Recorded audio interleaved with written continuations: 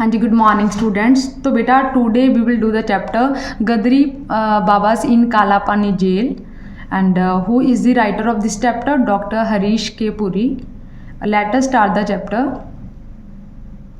Ghadar party was organized by Indian immigrants and revolutionary exile like Lala Hardayal in USA and Canada in 1913 with a view to launch an armed struggle for the freedom of India by overthrowing the British rule। तो गदर party की स्थापना जो देश के क्रांतिकारी थी उन्होंने की थी। लाइक लाला हरदयाल जैसे जो देश के क्रांतिकारी थी उनको देश निकाला दे दिया गया था एंड वो यूएसए कनाडा ऐसे फॉरेन कंट्रीज़ में रहते थे। तो 1913 में उन्होंने गदर पार्टी को ऑर्गेनाइज किया था कि उन्होंने एक आर्म्ड स्ट्रगल जो एक हथियारबंद संघर्ष करना है इंडिया को फ्रीडम दिवाने के लिए एंड ब्रिटिश रूल को उखाड़ने के लिए उन्होंने एक आर्म्ड स्ट्रगल करनी है, एक हथियारबंद विद्रोह करना है। Several thousand of them returned to India for that purpose from October 1914 onwards। तो 1914 के बाद में काफ़ी जो क्रांतिकारी थे वो इंडिया वापस आ गए। बाबा सोहन सिंह, तो बेटे क्रांतिकारी कौन कौन थे? बाबा सोहन सिंह भगना, बाबा निधान सिंह, करतार सिंह सराभा, विष्णु गणेश पिंगले वर among the prominent leaders। तो इनमें से सोहन सिंह भगना थे, बाबा निधान सिंह थे, करतार सिंह सराभा थे, विष्णु गणेश पिंगले थे। तो सारे प्रोमिनेंट लीडर जो थे कि प्रसिद्ध जो लीडर है वो इस मूवमेंट में शामिल थे। The stipulated rebellion in February 1915 failed and a large number of them were hanged and punished to long term of life in jails। तो ये जो स्टिपुलेटेड क्या होता है, ये जो निर्धारित विद्रोह था उनका वो 1915 में फेल हो गया था and large number of them, तो लार्ज नंबर ऑफ देम जो थे उनको हैंग कर दिया गया था and punish to long term of life in jails. तो उनको उम्र कैद की सज़ा हो गई थी, कईयों को फांसी भी हो गई थी। अब थोड़ा सा उन्होंने सेलुलर जेल के बारे में बताया है, जो काला पानी की जेल है उसके बारे में। The cellular jail in Port Blair. तो जो सेलुलर जेल है वो कहाँ पर है? पोर्ट ब्लेयर में है। तो पोर्ट ब्लेयर कहाँ पर है? अंडमान आइलैंड में है, in the Bay of Bengal, was rightly described as Devil's Island. तो सेलुलर जेल कहाँ पर थी बेटा? पोर्ट ब्लेयर में। एंड पोर्ट ब्लेयर कहाँ पर था? अंडमान, जो अंडमान निकोबार का टापू है ना, तो वहाँ पर था। तो अंडमान निकोबार जो टापू था वो बंगाल की खाड़ी, इन दी बे ऑफ बंगाल वाज है, तो उसको डेविल्स आइलैंड बोलते थे, वो शैतान का आइलैंड बोलते थे। किसको? काला पानी जेल को, अंडमान में जो है। इट वॉज ऑल्सो कॉल्ड काला पानी जेल, इसको काला पानी जेल भी बोलते हैं। Initially the penal colony was created to isolate and torture of life the rebels of the Ghadar mutiny of 1857 and other hardened criminals।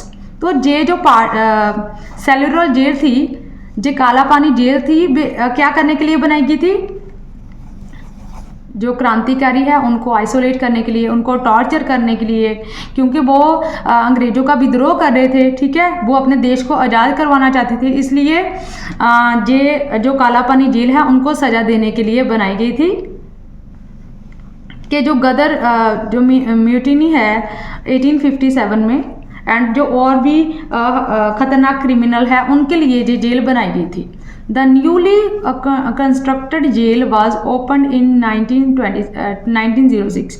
तो इसका जो न्यू रूप है वो कब ओपन हुआ? 1906 में। किसका? काला पानी जेल का।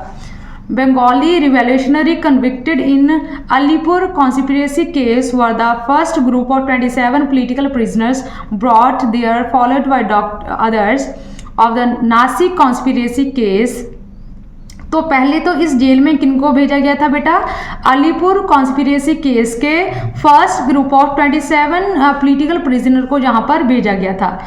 इसके बाद में जो नासिक कॉन्स्पिरेसी केस के जो मेंबर्स थे, क्रांतिकारी थे, उनको भी इस जेल में भेजा गया था। उसमें वीडी सावरकर था and his brother Ganesh Savarkar. तो ऐसे वो क्रांतिकारी शामिल थे जो इस जेल में गए थे। The Ghadarites constituted the largest single group of political prisoners sentenced to transportation for life। तो जो गदराइट्स हैं, जो गदरी बाबास है, तो उनको इस जेल में लेकर आया गया था क्या करने के लिए कि उनको ट्रांसपोर्टेशन फॉर लाइफ को उम्र कैद की सजा हो गई थी। 40 of them convicted in the Lahore conspiracy case were brought there in December 1915।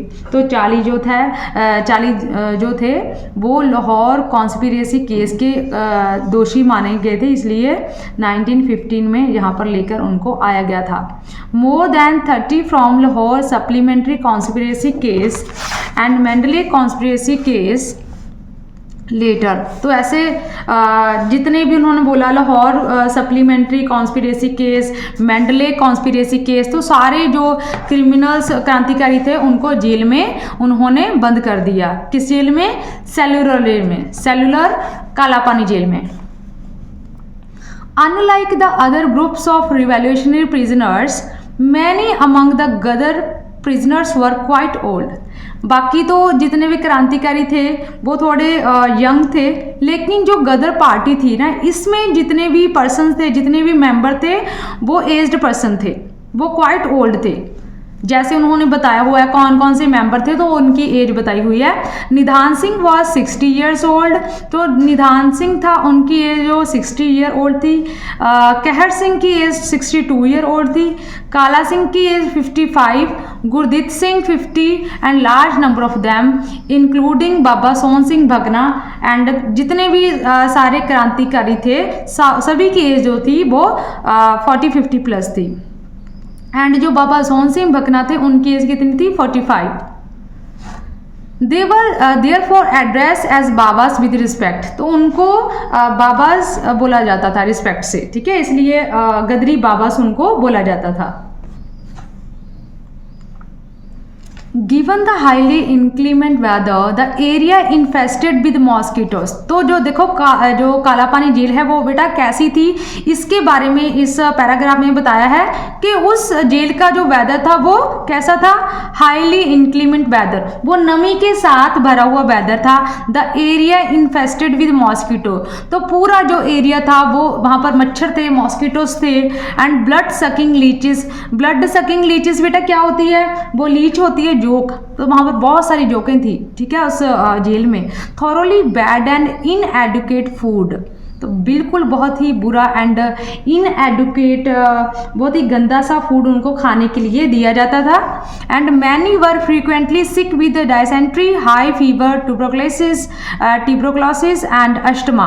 तो वहाँ पर जितने भी क्रांतिकारी थे वो बीमार हो गए थे, किसी को दस्त लग गए थे, किसी को कोई फीवर ऐसा हो गया था, किसी को इन्फेक्शन हो गई थी, किसी को फीवर, किसी को टीबी, किसी को अस्थमा हो गया था, किसी को दमा हो गया था। तो सारे वहाँ पर जाकर पूरी तरह से बीमार हो गए थे, क्योंकि उसका एनवायरनमेंट ही ऐसा था जेल का, कितना गंदा सा एनवायरनमेंट था, इनक्लीमेंट वेदर था, and mosquitoes and blood sucking leches वहाँ पर, एंड इससे उनकी जो कंडीशन थी बहुत ज़्यादा खराब हो गई थी। इसके अलावा बेटा working on the oil mill to extract a minimum of 30 pounds of coconut oil and pounding coconut husk to produce coir thread। तो उनको क्या करना पड़ता था? उनको ऑयल मिल से 30 पाउंड्स डेली तेल निकालना पड़ता था, कोकोनट ऑयल जो है वो निकालना पड़ता था। बेटे ऑयल मिल, तो विलेज में इसको क्या बोलते हैं? कोल्लू। कोल्लू में से वो तेल निकालते थे हर रोज 30 पाउंड्स हर एक प्रिजनर्स को निकालना ही पड़ता था। हर एक प्रिजनर को 30 पाउंड्स जो है तेल वो कोल्लू में से निकालना पड़ता था, ये इनकी ड्यूटी होती थी, उनकी पनिशमेंट होती थी। And pounding coconut husk to produce coir threads. तो इसके बाद में जो कोकोनट के जो हस्क होते थे, जो कोकोनट के छिलके होते थे, उसको पाउंड करके, उसको जो हम बीट करके उनको थ्रेड बनाने पड़ते, रस्सियाँ बनानी पड़ती थी। ठीक है, पहले तो उनको 30 पाउंड्स तेल निकालना पड़ता था। इसके बाद में जो कोकोनट के हस्क होते थे उसको यूज़ करके वो एक रस्सियाँ बनाते थे, कॉटन की रस्सियाँ बनाते थे, फाइबर की, sorry, constituted daily rounds of hard labour. ऐसे उनको हार्ड लेबर करना पड़ता था वहाँ पर। If the quantity produce was less, filthy abuse up to 30 lashes of a beep in public. तो जब वो 30 पाउंड्स नहीं निकाल पाते थे, कोई भी जो प्रिजनर है, कोई भी क्रांतिकारी है, वो 30 पाउंड्स नहीं निकाल पाते थे, तो उनको 30 लैशेस ऑफ अ बीप, तो 30 चाबुक मारे जाते थे। ठीक है, 30 बीप, आप बेटा बीप की पिक्चर देख भी सकते हो सर्च करके, जिसे पनिशमेंट देते थे अंग्रेज लोग।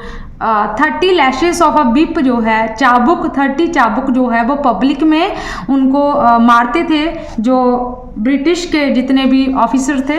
Loud cries and blood Ojing from the skin were a part of the patently revolting experience. तो जब उनको चाबुक पड़ते थे पूरी दुनिया के सामने, पब्लिक के सामने, वो बहुत ऊंची ऊंची लाउड चिल्लाते थे। एंड जो ब्लड है ना, ब्लड ऊज कर रहा होता है, तो ब्लड उनकी बॉडी से ऊज करता था, निकल जाता था।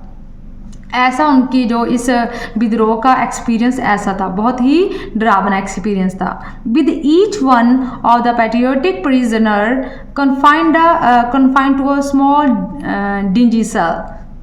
तो हर एक प्रिजनर को एक अलग अलग छोटे छोटे सेल्स मिले हुए थे। ठीक है, तो एक छोटे छोटे कैबिन थे, उनको पूरी तरह बंद किया जाता था। तो 4 वॉल्स होती थी। ठीक है, एंड पूरी तरह से बंद था वो, उसको काल कोठड़ी भी बोलते हैं। तो एक डोर होता था आयरन का, वो भी वही ओपन कर सकते थे ऑफिसर से। तो communication between the prisoners were totally disallowed. तो कम्युनिकेशन जो होती थी प्रिजनर्स के बीच में, वो डिसअलाउड थी। The recorded accounts of victims and eye witness of over dozen prominent revolutionary such as, हम देखो सारा कुछ उनके जो उसको भी पढ़ते थे, सारे लोग अपनी आंखों के सामने सारी चीज़ें देखते थे। ठीक है, and the recorded accounts of victims and eye witness of over dozen prominent revolutionaries. तो ये अकाउंट्स जो है वो कहाँ से मिले थे? गदरी बाबास, या जितनी भी क्रांतिकारी है उन्होंने अपने ये सारा कुछ अपनी आंखों से देखा है और सफ़र किया है। ये इनके रिकॉर्डेड अकाउंट्स है डजन प्रोमिनेंट लीडर्स के, रिवॉल्यूशनरीज के, सच एज बैरीन घोष। तो उनमें से कौन कौन थे बेटा? बैरीन घोष थे, वीडी सावरकर थे, त्रिलोकनाथ चक्रवर्ती थे, सोहन सिंह भकना थे, Basakha Singh, Udham Singh Kasel, Prithvi Singh Azad and other provided graphic and heart rending details of vengeful method of sadistic torture of political prisoners. तो वो ऐसा बताते थे कि कितने हार्ट रेंडिंग डिटेल्स है। हार्ट रेंडिंग डिटेल्स मीन्स के दिल दुखा देने वाली डिटेल्स वो देते थे कि कैसे वो वेंजफुल मीन्स के बदला लेने के लिए ऐसे मेथड्स यूज़ करते थे, और वो आप बहुत खुश होते थे। किसी को दुख पहुंचाकर वो अंग्रेज ऑफिसर्स जो होते थे बहुत खुश होते थे। All the accounts refer to the jailer David Barrie. तो सारे जो अकाउंट्स है वो किसके साथ रिलेट करते हैं? Jailer David Barry. The superintendent Murray, एक था डेविड बैरी था और एक सुपरिंटेंडेंट कौन था? मुरे था। The chief commissioner as butcher and virtual progeny of the Satan. तो चीफ कमिश्नर जो था उनको बुचर कहा जाता था and virtual progeny of Satan. तो ऐसे उनको जितने भी जो ऑफिसर थे उनको शैतान की, प्रोजेनी ऑफ द सेटन, उसको शैतान की औलाद बोला जाता था। Barin Ghosh, the brother of Aurobindo Ghosh, convicted in the Alipore conspiracy case. तो जो बैरीन घोष थे कौन थे वो बेटा? वो ब्रदर ऑफ अरविंदो घोष थे। ब्रदर्स ये किसके? अरविंदो के। Convicted in the Alipore conspiracy case. तो उन्होंने उनको अलीबर कॉन्स्पिरेसी केस के दोषी माना गया था, इसलिए उनको वहां पर लेकर आए गए थे कालापानी जेल में। Related how David Barry would address every new group of political prisoner asking them to strictly follow the rules. तो वो बताते हैं, बैरिन घोष ने ना बताया कि जो डेविड बैरी थे ना, जब भी कोई जेल में न्यू प्रिजनर आता था, न्यू क्रांतिकारी आता था, तो हमेशा उसको वो एड्रेस करते थे बहुत गुस्से के साथ। तो वो क्या बोलते थे, जब भी कोई नया क्रांतिकारी वहाँ पर जेल में जाता था तो वे क्या बोलते थे, वो बोलते थे इफ़ यू डिस अवे मी, जब आप मुझको डिस अवे करोगे, मे गॉड हेल्प यू, तो परमात्मा भी आपको मेरे से बचा नहीं सकता। At least I will not, तो मैं तो बिल्कुल ही नहीं बचाऊंगा। दैट इज सर्टेन, ये तो पक्की बात है। Remember also that God does not come with in 3 miles of port Blair, कि वो ऐसे क्रांतिकारी को कैसे डराता था कि मेरे से तो आपको भगवान भी नहीं बचा सकता, और इस कालापानी जेल में भगवान भी नहीं आ सकता। तो भगवान विद इन 3 miles जो है, मील जो है, वो पीछे रहता है इस जेल से। The red turbans you see there are warders, तो जो रेड टर्बन में होते थे उसको वार्डर्स बोलते थे। And those in black uniform, वो petty officer, petty officers means के छोटे ऑफिसर्स होते थे। जो रेड टर्बन वाले थे वो वार्डर होते थे, वार्डर हम बोल सकते हैं गार्ड होते थे। एंड जो ब्लैक यूनिफॉर्म में होते थे वो पैटी ऑफिसर वो होते थे। यू मस्ट ओबे देम, तो आपको सभी को क्या करना पड़ेगा, ओबे करना पड़ेगा। यू मस्ट ओबे देम, आपको सबको उनको ओबे करना पड़ेगा। The warders, petty officers and jamadars who were appointed out of old hardcore criminal derived sadistic pleasure in torturing the political prisoners. तो बेटा जो वार्डर्स होते थे, जो पैटी ऑफिसर्स होते थे, जमादार्स होते थे, वो कौन होते थे, जैसे जो क्रांतिकार जो प्रिजनर थे ना, बहुत पुराने प्रिजनर जो बहुत ही सिरे के अपराधी है, कोर क्रिमिनल्स है, उनको जो बनाया जाता था। वार्डर्स, पैटी ऑफिसर्स एंड जमादार, ये लोग जो होते थे वो कोर क्रिमिनल होते थे, पुराने कोर क्रिमिनल्स को ही वो वार्डर्स, पैटी ऑफिसर बनाते थे। एंड बहुत ही ज़्यादा वो टॉर्चर करते थे किनको, पॉलिटिकल प्रिजनर्स को। Barin Ghosh called them smaller gods, तो बैरिन घोष जो है वो क्या बोलते थे उनको, छोटे देवते बोलते थे। Who would abuse, humiliate and ill-treat the political prisoner and made their life most miserable, वो उनको abusing करते थे, उनके साथ ill-treat करते थे, उनकी insult करते थे, जो पॉलिटिकल प्रिजनर्स है उनको, ठीक है, जो क्रांतिकारी है उनके साथ ऐसा बिहेव करते थे। एंड उनकी जो लाइफ है उन्होंने बहुत ही मिजरेबल बना दी थी। कालापानी जेल में रहना बहुत ही ज़्यादा डिफिकल्ट है। The stories which were smuggled out by Savarkar relating to young Nani Gopal's piercing tries because of beastly whip lashing his hunger strike that continued for 72 days।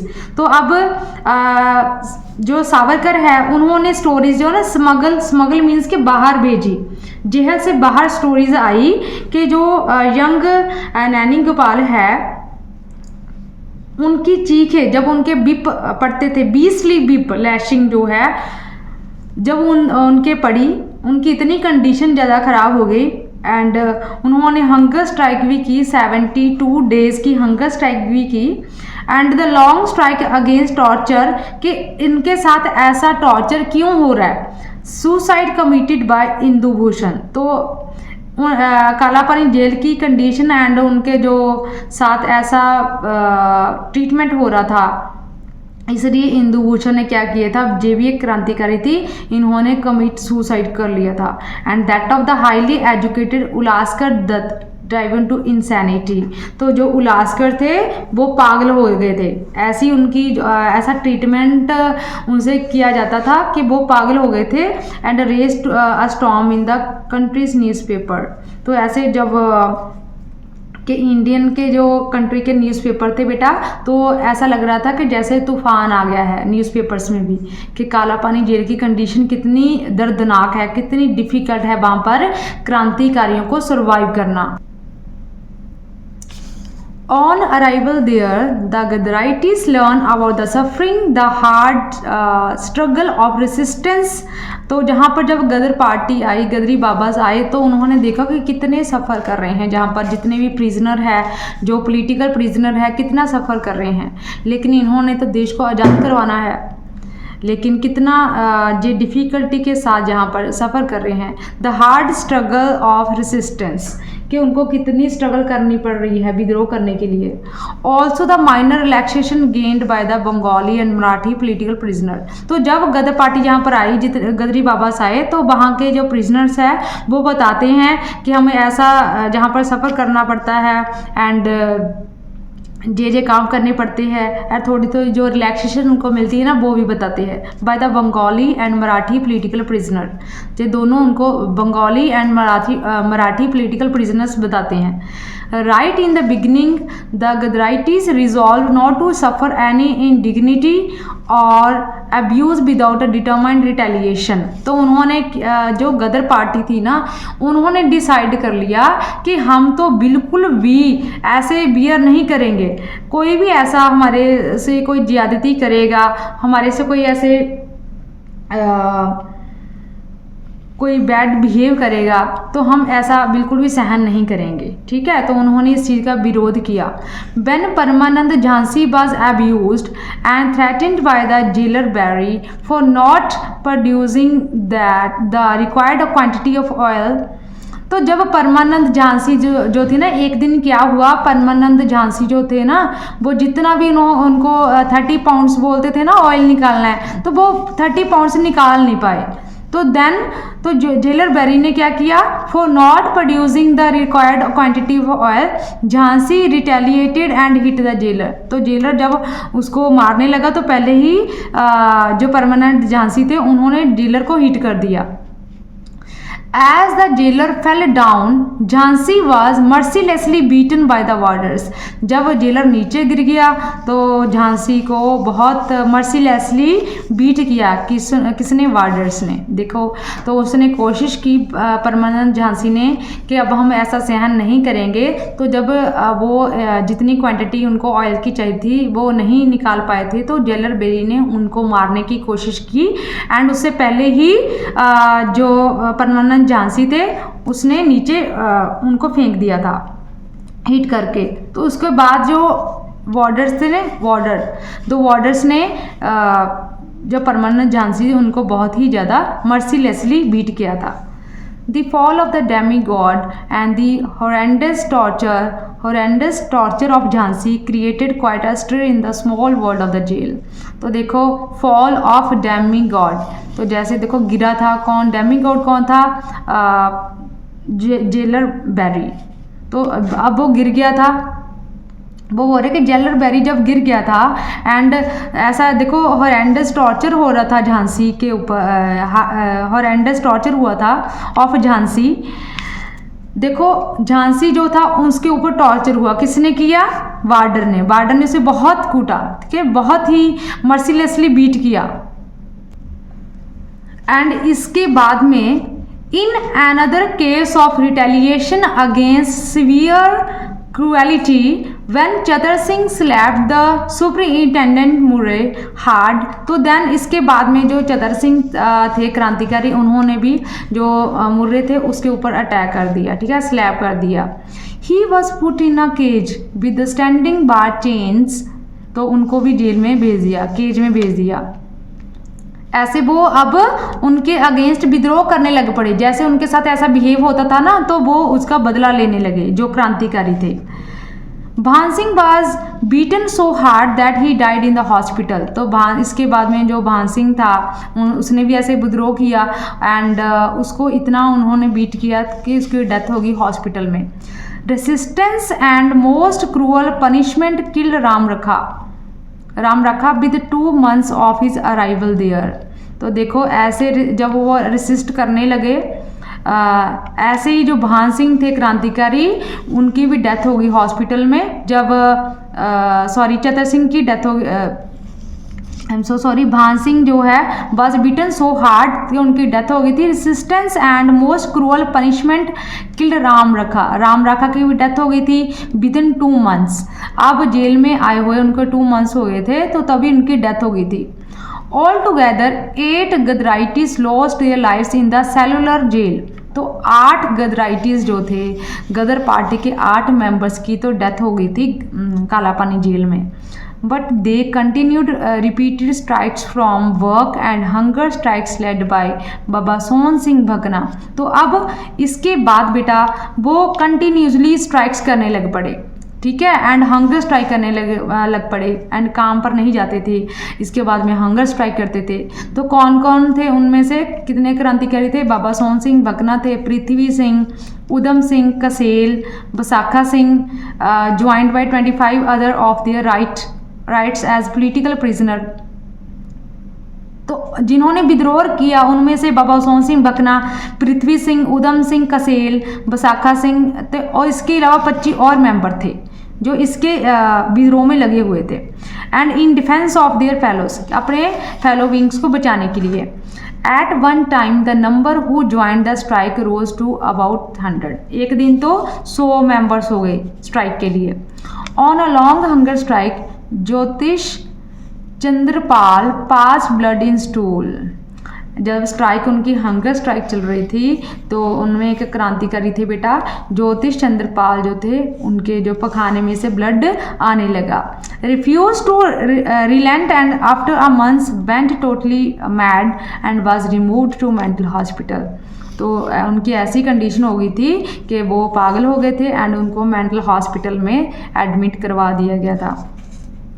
Prithvi Singh continued the hunger strike for 4 months। तो पृथ्वी सिंह ने 4 महीने जो hunger strike की थी। Resisting entreaties even by the best friends. तो उनके best friends ने उनकी रिक्वेस्ट भी की थी कि आप ऐसे हंगर स्ट्राइक मत करो, लेकिन वो नहीं रुके।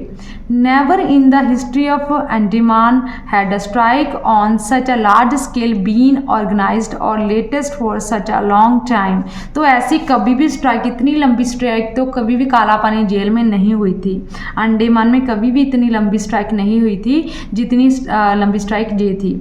It was a measure of such resistance that the jail authorities were forced to discontinue some of the practice of bad treatment of political prisoner।